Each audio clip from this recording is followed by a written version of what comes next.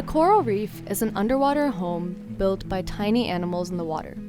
They let out a substance called calcium carbonate, which forms a beautiful and colorful coral reef. A lot of plants and animals live in coral reefs. Would you believe me if I told you we were standing on top of an ancient coral reef?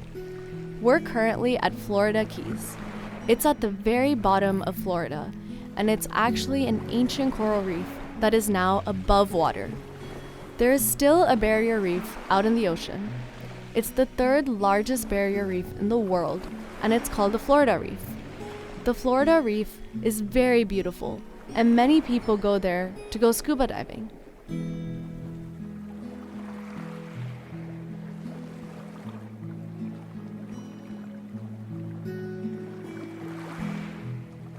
The Florida Keys are made of many tiny islands. There are over 1,700 islands in the Florida Keys. The islands at the very bottom of the Florida Keys are only 90 miles away from another country, Cuba.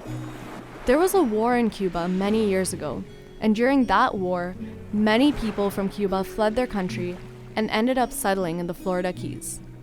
Before the Cuban people, Native Americans lived in the Florida Keys. The Spanish explorer Juan discovered the islands, and the Spanish people built a huge city, Key West. It was a very rich city. There used to be a lot of ships that sailed the water, and the sailors didn't know about all the tiny islands in the Florida Keys. A lot of ships accidentally crashed into these islands and broke into many little pieces. These ship pieces were very valuable. People in the city sold these pieces and made a lot of money. But later, the navigators got smarter and figured out how to avoid the islands, and so the city wasn't as rich as it used to be.